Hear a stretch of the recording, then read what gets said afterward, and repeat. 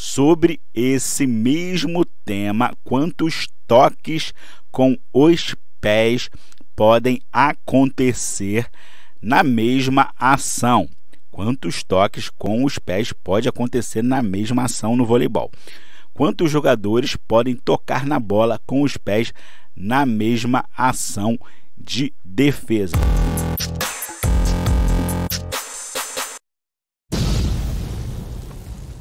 Salve, salve amigos e amigas do Dicas Educação Física, eu sou o professor Márcio Costa.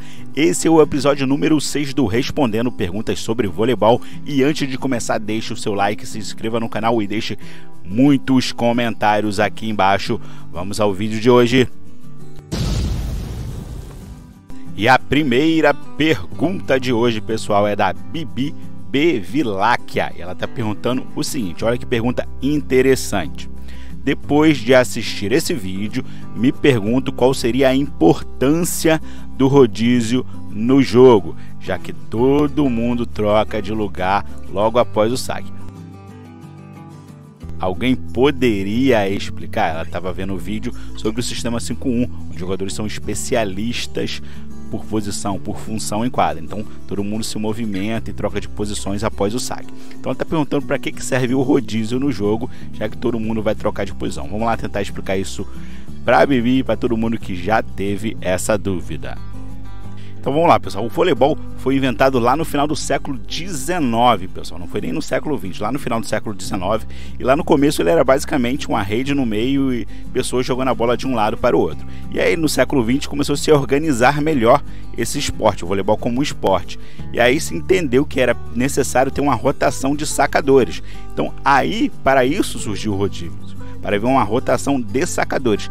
Não se imaginava, à época, que o voleibol ia evoluir tanto tecnicamente, onde nós teríamos jogadores especialistas por função em quadra. Por exemplo, hoje é até possível imaginar um especialista em saque, um jogador só para sacar no time, mas na época isso não era vislumbrado. Então, por isso existe a rotação. A rotação existe para haver um rodízio de sacadores durante o jogo de voleibol. Então é apenas isso, é apenas a construção histórica do voleibol. E é lógico que você não vai se rasgar a história do voleibol hoje em dia só porque hoje é possível ter um sacador especialista. Então, mesmo sabendo que hoje é possível ter um sacador especialista, a construção histórica do voleibol criou o rodízio. E o rodízio é uma regra do voleibol já estabelecida, tradicional, que até deixa a movimentação em quadra mais interessante. Imagina se não precisasse rodar, o jogador ficasse parado ali na posição para ocupar a função dele. Seria bem mais chato o jogo de voleibol. Então, o rodízio no voleibol serve para que haja a rotação dos sacadores. É até legal, ficar mais democrático o jogo de voleibol. Todo mundo tem a oportunidade de sacar, ok? E a segunda pergunta de hoje, pessoal, é do Victor Onishi. E ele pergunta o seguinte: quando o levantador está no fundo e tem que se infiltrar, ele pode ficar próximo à linha de 3 metros, pessoal? Interessante essa pergunta.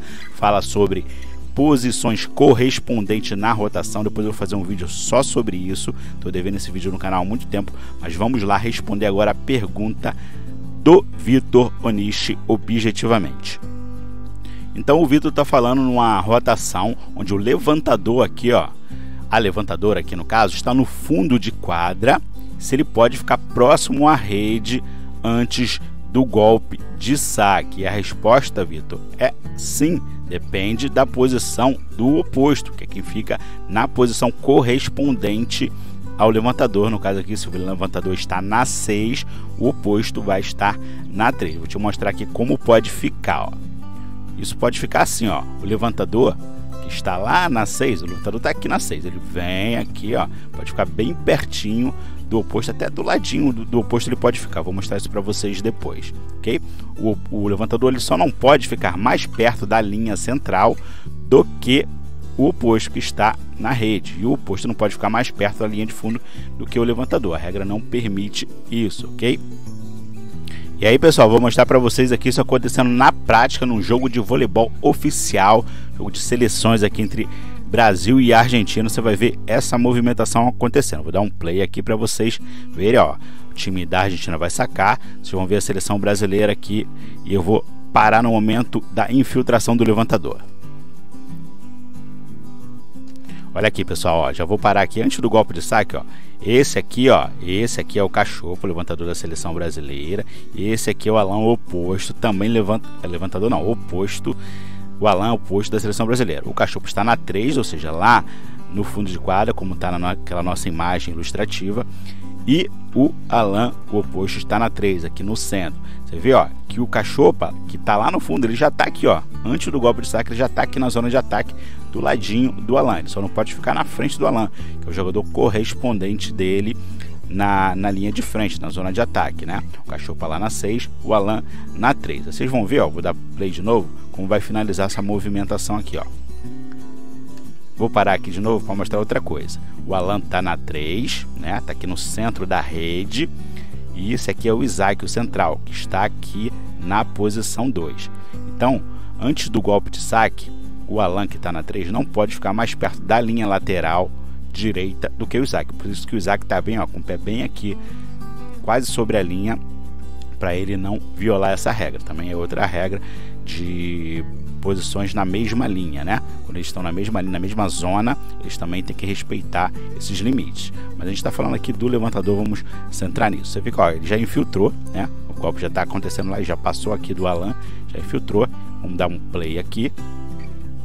O passe vai vir, ó. Você veja aqui, ó, que beleza a movimentação que foi feita, né? O Cachopa, que estava aqui no centro, ele já infiltrou, já está aqui, ó, no nosso levantador, para receber o passe e fazer o levantamento. O Alan, que estava aqui no centro da rede, já abriu aqui para atacar na saída de rede, posição 2. O Isaac, o central, que estava aqui na posição 2, já veio aqui para o meio para puxar o ataque de meio por aqui. Esse aqui é o Douglas, está passando, nosso ponteiro. Ele vai passar e vai aparecer aqui, ó, na posição 4, na entrada de rede, para atacar aqui na entrada de rede. Ainda vai ter o Maurício, outro ponteiro, para atacar aqui pelo fundo. Vou rodar aqui para ver para quem vai o levantamento, ó. O passe, o Cachopa vai levantar, ó, de novo aqui o que eu falei, ó. Alan, oposto, na saída de rede. Isaac central puxando o ataque de meio. O Douglas, ponteiro, puxando o ataque na entrada de rede, posição 4. E o Maurício aqui puxando o ataque de fundo de quadra. E o passe, o levantamento, aliás, vai para o Isaac finalizar o ponto. Linda movimentação, linda jogada. Isso aí que acontece no jogo de voleibol, pessoal. Então o levantador pode sim já estar próximo da rede, só não pode estar à frente de quem está na posição correspondente dele, ok? E a pergunta número 3, pessoal, é da Emanuele D'Angelo, que está perguntando o seguinte: professor, e se o time não estiver recepcionando e sacando, e sim sacando, como é que fica? Ela está perguntando sobre o sistema, pessoal, o sistema 4-2 no voleibol. Essa pergunta é sobre o sistema 4-2. Ela está perguntando como é a movimentação quando o time está sacando e não recepcionando o saque. Eu tenho outra pergunta muito parecida com essa, que é do Felipe Silva. Ele fala: professor, essa movimentação de infiltração existe apenas quando o adversário for sacar ou quando o meu time estiver com o serviço, com o saque, também devo fazer isso? Ele também está falando sobre o sistema 4-2. Ele coloca aqui, ó, outra dúvida: algo na regra me impede de usar o 4-2 simples e mudar para o 4-2 com infiltração durante a partida? Primeiro já vou responder essa parte aqui. Não tem nada na regra que influencia na tática do jogo. Aliás, a tática do jogo tem que se adaptar à regra. Então a regra já existe e a tática do jogo é criada de acordo com a regra. Então não existe nada nesse sentido. Então vou me concentrar em responder as duas perguntas que falam sobre a movimentação no sistema 4-2 quando a equipe estiver sacando. Vamos lá. Então, pessoal, esse é o sistema 4-2 no voleibol. O que é o sistema 4-2? São 2 levantadores ou 2 levantadoras e 4 atacantes, beleza? 2 levantadores e 4 atacantes, por isso o sistema 4-2. Aí existe o sistema 4-2 simples e o sistema 4-2 com infiltração. Vou falar primeiro do sistema 4-2 simples. No sistema 4-2 simples, qual é a movimentação que vai acontecer na equipe? Nenhuma, vai ficar na mesma posição, ó. um atacante que veio para o saque e aqui vai permanecer nas mesmas posições. Ele só vai sacar e vir aqui para a posição dele mesmo. Não precisa mudar nada. Por quê? Porque não faz sentido, aqui não tem infiltração e também o levantador nenhum jogador que está no fundo de quadra pode vir para a rede para bloquear, porque quando a equipe está sacando, quem está na rede vai bloquear. Então não é permitido o bloqueio dos jogadores de fundo de quadra, então não precisa de infiltração. Mas se a equipe for atacada, o que vai acontecer? No 4-2 simples também não vai acontecer nada, o posicionamento vai continuar o mesmo, porque como a equipe tem 2 levantadores, mesmo que essa levantadora aqui, ó, que está no fundo, ela fizer a defesa de um ataque adversário, já tem outra levantadora especialista na rede para fazer o levantamento. Então não precisa de nenhuma movimentação no 4-2 simples. Agora no 4-2 com infiltração, aí tem um detalhe, vou mostrar. Isso aqui é o 4-2 com infiltração. No 4-2 com infiltração, também não é necessário que haja nenhuma movimentação, mas vocês podem adotar a mesma movimentação que o levantador faz no sistema 5-1, que é sempre se posicionar na posição 1 quando estiver defendendo um ataque. Ou seja, nossa equipe vai sacar aqui com o nosso atacante aqui e a equipe adversária vai receber o saque e fazer um ataque, né? Então a nossa equipe vai fazer uma defesa de um ataque que vai vir da equipe adversária. E aí o nosso levantador pode se posicionar aqui, se movimentar para a posição 1 e o sacador vir aqui para a posição 6 para defender o ataque. Aí vai ficar assim, ó. Tá vendo? O levantador que estava na 6 se movimentou para a posição 1 e o sacador, o atacante que sacou, veio para 6 para defender o ataque. Aí vai vir o ataque adversário. Se o levantador fizer a defesa, aí não vai ter infiltração. Ele vai fazer a defesa e o levantador que está na rede, ou a levantadora que está na rede, vai fazer o levantamento. Agora, se um dos atacantes fizer a defesa do ataque adversário, aí a equipe pode optar pelo levantador que está no fundo e infiltrar para fazer o levantamento e o levantador da rede virar um atacante, como acontece no sistema 4-2 com infiltração, que essa é a diferença do sistema simples para o sistema com infiltração. O levantador que está na rede vira um atacante quando o levantador que está no fundo infiltra, ok? Então essa movimentação aqui no sistema 4-2 com infiltração é opcional, é a movimentação que se usa do levantador no fundo de quadra indo para a posição 1, que se usa no sistema 5-1. Você pode usá-la também no sistema 4-2 com infiltração. Lembrando, no sistema 4-2 simples, pessoal, não tem essa movimentação. Se mantém as mesmas posições, porque nunca vai haver infiltração do levantador, ok? O levantador da rede sempre vai ser o levantador que vai realizar o levantamento. E a pergunta número 4, uma pergunta muito interessante do Gian Silva. Ele fala assim, ó: uma dúvida, professor, se a jogadora for baixinha, aqui no meu time tem algumas, e estiver na zona de defesa, no fundo de quadra, ela pode atacar saltando na zona de ataque, desde que não passe a altura da rede? E atacar sem saltar pode também, certo? Desde que não passe a altura da rede, né? Ótima pergunta, muito interessante. Vamos lá para a regra do voleibol para a gente explicar isso para o Jean e para todos vocês que têm essa dúvida. E aí, pessoal, a regra do voleibol diz que é uma falta de ataque se um jogador ou jogadora de linha de trás completa um golpe de ataque dentro da zona de frente, ou seja, dentro da zona de ataque, dentro da região ali que a gente chama de rede. Se no momento do golpe de ataque a bola está completamente acima do bordo superior da rede. Vamos para nossa quadra para a gente ilustrar isso. Então é o seguinte, a regra diz que todos os jogadores que estão aqui, ó, no fundo de quadra, posição 1, 6 e 5, eles não podem completar um golpe de ataque se eles estiverem durante a movimentação do jogo, eles vierem aqui para a zona de ataque e a bola estiver acima da borda superior da rede.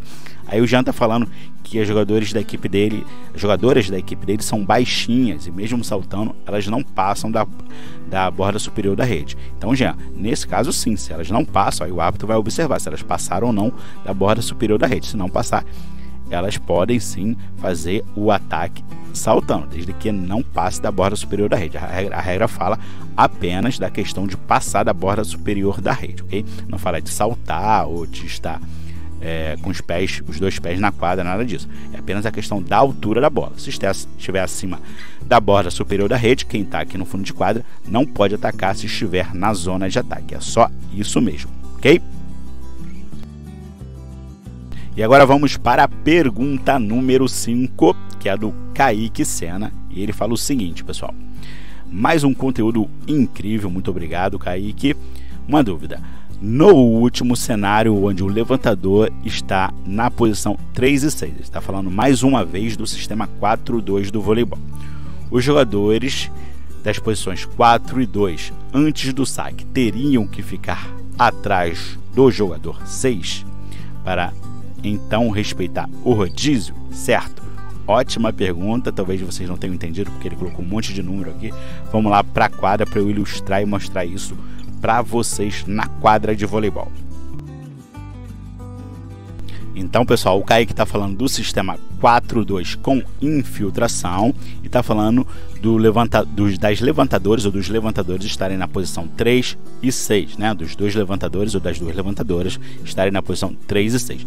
Ele está falando se os jogadores da posição 2 e 4 devem ficar à frente do jogador da posição 6, porque o levantador da posição 6 ele vai infiltrar, certo? Vou mostrar aqui outra tela para vocês entenderem melhor. O levantador que está aqui na 6, ele vai infiltrar para fazer o levantamento, porque é o sistema 4-2 com infiltração. Então o levantador do fundo ele sempre infiltra.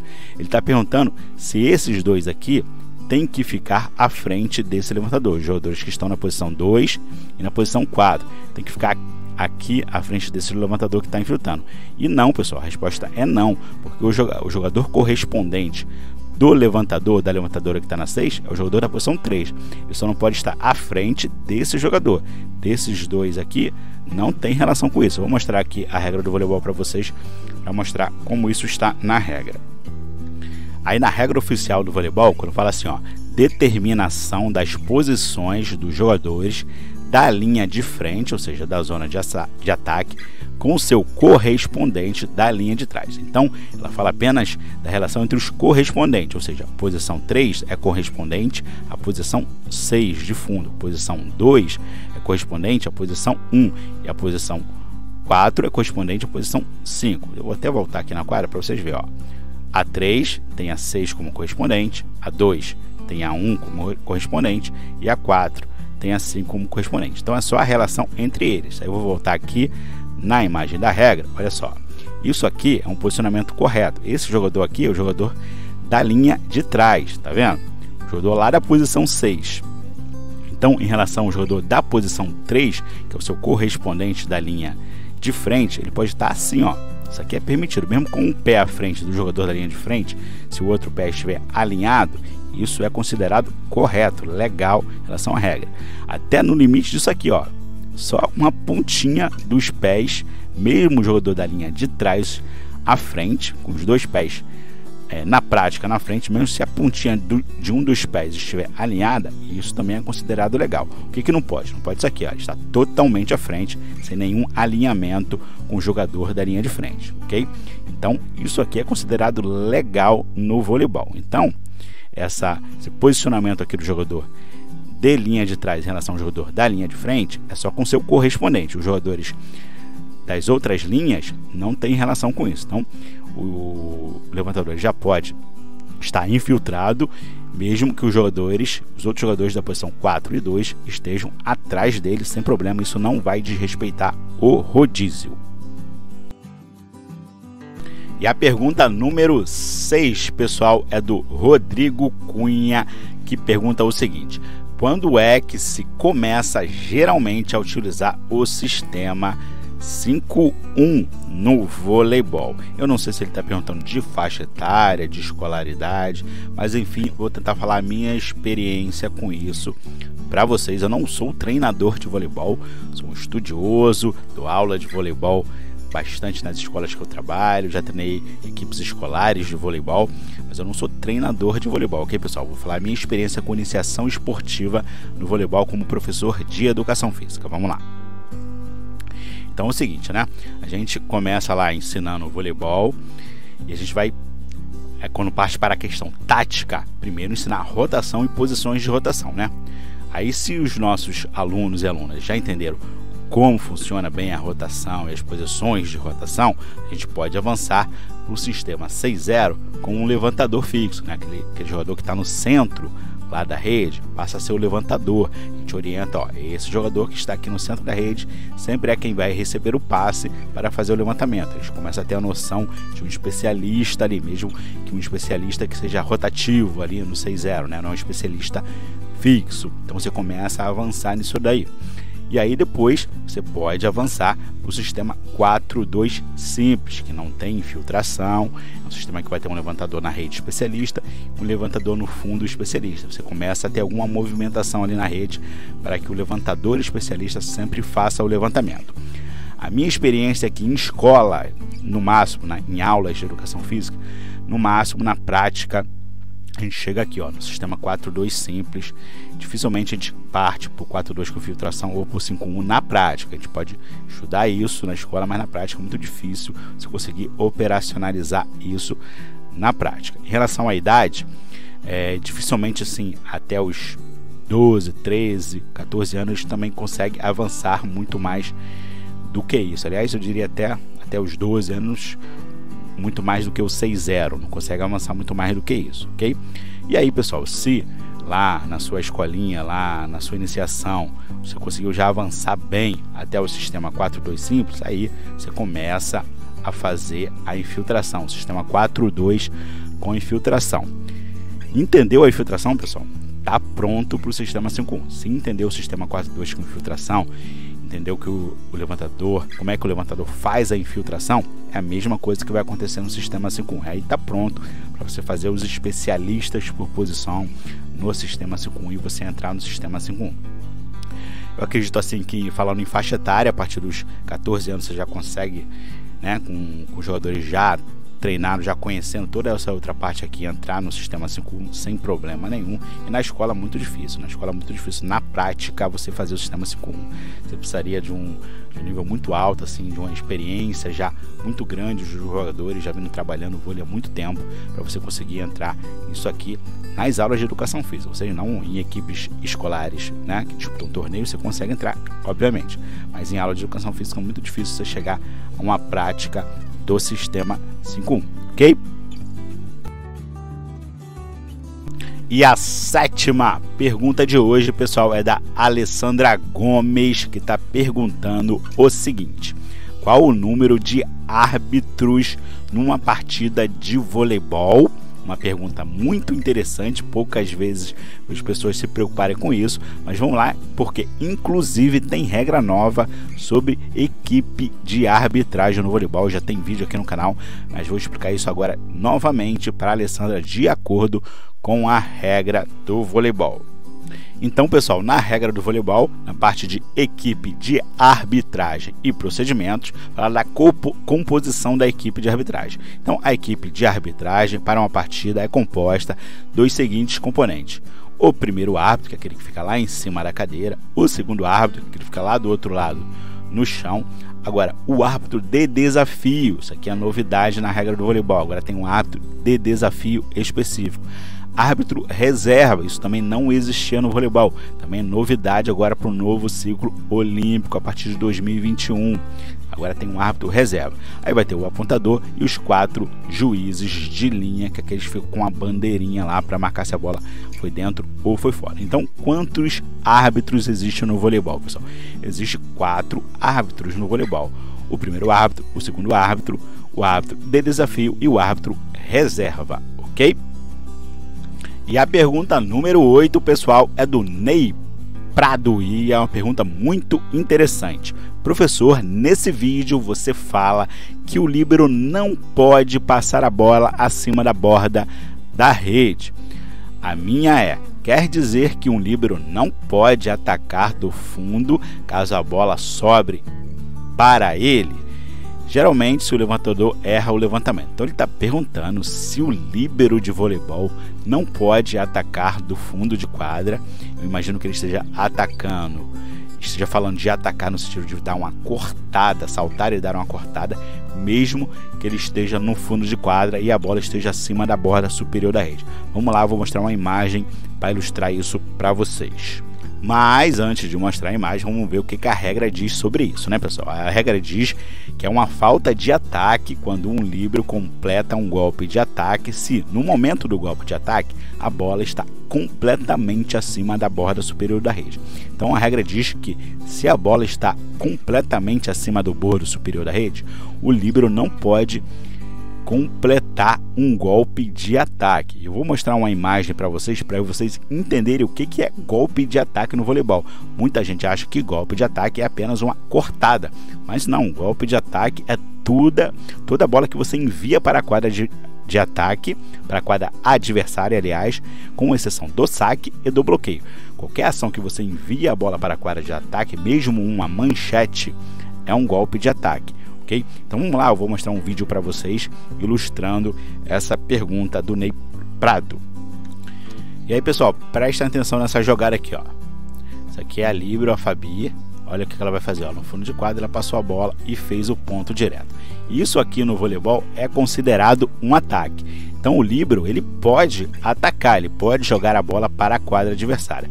Ele só não pode atacar, ou seja, jogar a bola para a quadra adversária, se a bola estiver acima da borda superior da rede. Por isso que a gente vê quase sempre o líbero passando a bola para a quadra adversária de manchete ou de toque, né? Ele pode até passar de cortada, mas desde que a bola não esteja acima da borda superior da rede. Sempre abaixo da borda superior da rede ele pode realizar um ataque, ok? Então, respondendo a pergunta do Ney Prado, o líbero não pode atacar em hipótese nenhuma acima da borda superior da rede, mesmo se ele estando no fundo de quadra, ok? Sempre a bola tem que estar abaixo da borda superior da rede, ok? E a pergunta número 9, pessoal, é uma pergunta muito boa do Severino Gomes, que pergunta o seguinte: sobre esse mesmo tema, quantos toques com os pés podem acontecer na mesma ação? Quantos toques com os pés pode acontecer na mesma ação no voleibol? Quantos jogadores podem tocar na bola com os pés na mesma ação de defesa? Muito interessante essa pergunta. Vamos para a regra do voleibol para a gente explicar essa questão polêmica de jogar voleibol com os pés. Então, pessoal, primeiramente, sobre características do toque, a regra do voleibol diz o seguinte: a bola pode ser tocada com qualquer parte do corpo. Qualquer parte do corpo é qualquer parte do corpo e os pés estão incluídos nela. A bola não deve ser retida ou lançada, pode ser rebatida em qualquer direção. Então, você pode jogar com qualquer parte do corpo, desde que você rebata a bola, não a retenha, não a lança, não agarre a bola, ok? Então, essa é a primeira parte. A segunda parte da regra vai dizer o seguinte, ó: elas são as faltas ao jogar a bola. Ela só fala dessas 4 faltas aqui ao jogar a bola. Falta de 4 toques, ou seja, a equipe der mais de 3 toques. Falta de toque apoiado, ou seja, o jogador se apoiar no outro para tocar na bola. Falta de condução, ou seja, você carregar, segurar a bola. E falta de 2 toques, você dá 2 toques consecutivos na bola. Ou seja, pessoal, sobre a ação de tocar a bola com o pé, a regra não impõe limites de toques da equipe com o pé. A equipe pode dar 1, 2, até 3 toques na bola com o pé. Só existe uma ação no voleibol que não é permitido ser feita com o pé, que é o saque. O saque obrigatoriamente tem que ser feito com a mão ou braço. Qualquer outra ação do jogo de voleibol você pode fazer com o pé, isso é permitido. É óbvio que tecnicamente isso não é o ideal. Você não deve ficar usando o pé no voleibol, porque é muito melhor, a técnica é muito mais eficiente feita com as mãos ou braços, mas que você pode usar o pé, você pode 1, 2, até 3 vezes na ação da equipe de voleibol. Não há limite para o toque com os pés, ok?